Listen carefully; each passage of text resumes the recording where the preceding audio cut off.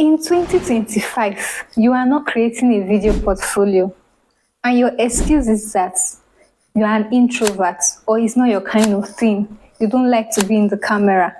Meanwhile, extroverts or people who have made deliberate efforts to do things differently this year are taking advantage of video portfolio and grabbing all those jobs out there. Hi, my name is Adeze, your favorite low-code, no-code developer who talks about things on Upwork, freelancing, and what I do as a low-code, no-code developer.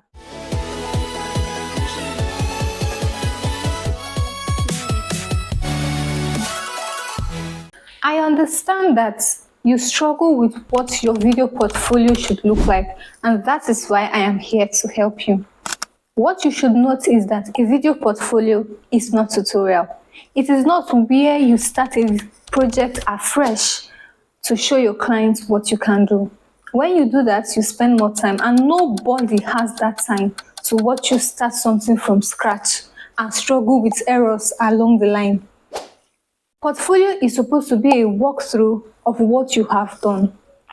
You start from the beginning to the end. Also note that if you want the best from a job, you cannot be doing simple kind of portfolio. Think outside the box. Use YouTube to get samples or examples or inspiration, or even ChatGPT. Go on freelancing platforms or jobs that are being posted in portals to get examples of robust, more complex projects to work on.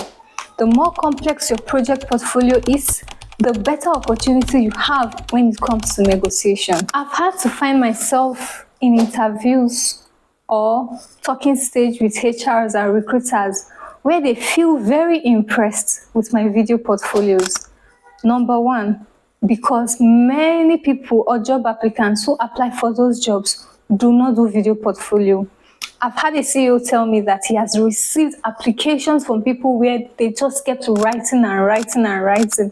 And he wondered, what are you writing? I don't even understand what you're writing. I have no pictorial representation of what you're talking about. But as soon as he saw me submit my application with my video portfolios, he was impressed that he watched them several times. That is the power of portfolio, because you do things differently from how others do it, and it gives you room to be expressive of how you do your job. They can see you, they can feel you, they can have an idea of the kind of person you are, your gestures, and your thought process, especially if you do good teaching. I have come to share tips with you on how you can create video portfolio. Number one on the list is take ownership. I've had people ask me, how do I create a portfolio when I've not worked for a client before?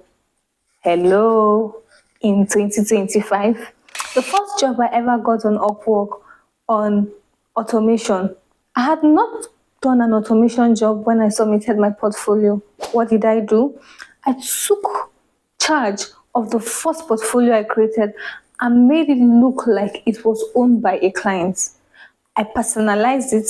I didn't say, come, let me walk you through an example of, we don't do that here. You don't give the clients a good impression about what you can do. You make it look like it is a project for a client that you work on. Number two, make sure that you have a proper tool you will use in recording. A tool that also gives you room to either download outside of the tool or share link, and that is why Vimeo will always be my favorite.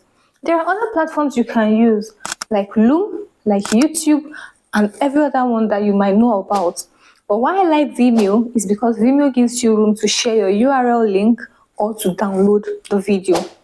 Loom, if you're using the free version, just gives you 5 minutes.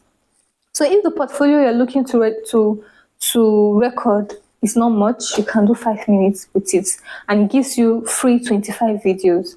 And for somebody like me that would love to keep building my portfolio, it's not a good option for me. You can use YouTube, where you can have those videos unlisted, that it is only those who you share the link with that get to see it. Number three, you should have already worked on the projects and just look to walk through with the client. Like I mentioned before, you don't start the project while sharing your screen. You should have done the project and show the client, this is what I have done, this is the connection I did, this is how it is, and this is what it does. You don't start a project afresh because you will spend more time, and no clients can give you that time when you are starting a project afresh. So be sure that you have things in order, you have created everything before you start. Number 3, make sure that when you are creating your portfolio, your face shows at the corner. You know why? Because when the client gets to watch your video, it gives them a feel of you. They have a picture of what you look like. It gives them an idea on your personality. Number 5, relax and start your video. It's not an interview. Even if it was an interview, it's human beings we are talking to. So relax. Take a deep breath. Breathe in. Breathe out. Good. Before you start recording your video, so that you don't make mistake. If you are saying you will make mistakes. So relax. Now nobody is watching you. You're not under pressure. So freestyle with it as though you're gisting with your friend. I know you're an introvert. Let's just pretend that you have friends that you're talking plenty with. Let's just pretend. We understand. I'm not an introvert with you. Me, I mark myself safe. But you understand what I'm trying to say. So relax, take a deep breath before you start recording. I understand that sometimes when your face is showing, you feel nervous as though people are watching you. Don't panic at all. Number 4, write down pointers of what you need to do. If you use a platform like Vimeo, it gives you room to edit. So if you know you're not good with talking, you know that you will compensate for that in editing the video. So if you have to write down points, please do keep a book by your side. When you record a part and you feel like you're becoming nervous or you're losing sight of what you're supposed to say, go and pause it. Try and look at your book for insight again and continue. When you finish, take your time. Go to the editing part if you're using Vimeo and edit that. If it's CapCut you want to use, whichever platform, just cut it out and put finishing touches so that it's not obvious, right? Number 7, let your introduction be as brief as possible. I'm of the opinion that portfolio should not be more than 5 minutes, but I don't live by my rules because I've had portfolios that are more than that.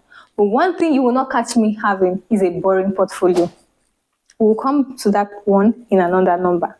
So when you want to start the portfolio, start with your name. So let's do a quick drill. Let's assume now that this is a portfolio. I'm going to do a quick introduction of what I'm going to do. So let's go. Hi, my name is Adeze. I am a low-code, no-code developer who specializes in tools like Airtable, Zapier, and Make.com. And today, I want to walk you through a project where I will be linking tables to each other. The essence of doing this project was me helping a client put into consideration how they can make reference to a table in their database. What I helped this client solve was having to switch between tables when they want to make reference to a record. And with doing this, I cut down time for them by 10 hours and saving them 70% of their record time on whatever. Then when I finish, I give a call to action like, I hope this project that I have walked you through in the e-commerce field in the e-commerce industry. I hope that this project I have walked you through in the e-commerce industry helps you have an idea on how I can create similar solution for your business. I look forward to working with you. Do send me a message and let's work together as a team. Thank you. You can see, even me, I stuttered at some point. So if you have this kind of intro, then the walkthrough and the call to action, you're good to go. I gave my name, I gave my skill set, I mentioned the project I'm working on, I mentioned the solution it gives, I played with numbers talking about percentages of this, saving number of hours, please do well to play with numbers in terms of percentages and hours and all that when you're working on your project. It gives you some sense of ownership and understanding on what you're talking about. If possible, not if possible, necessarily mention the industry you worked in. Because when you do, when you find a client that wants something in the same industry, you've gotten a perfect tailored resume. Perfect tailored portfolio. Number 8, add some sense of humor and laughter and smiles in your video. You're not fighting with your potential clients. You want to make them have a feel that you are at peace and there's some calmness around you. You see how I'm smiling with you in this video? Don't you like it? If I carry strong face now to come and talk to you, will you listen to me? No. So that is the same way you should approach your portfolio, especially if your face is going to be showing, like I suggested before. So when you're talking, be full of smile. Add some small humor. I know you're not funny. Even me, I'm not funny. If I'm funny, I should be doing comedy by now. But then it gives them some sense of relationship, makes them feel like this person is cool to work with, this person is cool to have on my team. You understand? Just do something different.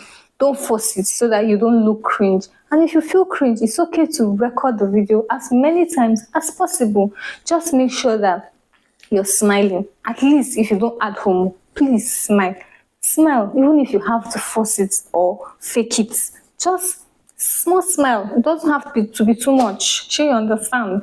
So add some smile. Be gracious with the way you speak. Be soft spoken, and there you have it. Number 9, make sure to have your portfolio with a call to action.